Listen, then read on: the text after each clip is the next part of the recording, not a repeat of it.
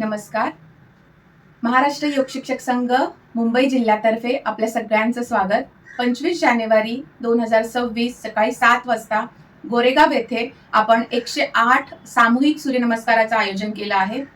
त्यामध्ये पार्टिसिपेट करणाऱ्या सगळ्या साधकांसाठी जर कोणाला वजन जास्त आहे, पाठ दुखतीये, गुडघे दुखतायत आणि त्यामुळे जर तुम्हाला नॉर्मल सूर्यनमस्कार करता येणार नसेल तर तुम्ही चेअरवर बसून सूर्यनमस्कार करू शकता. त्यासाठीचा हा डेमो व्हिडिओ.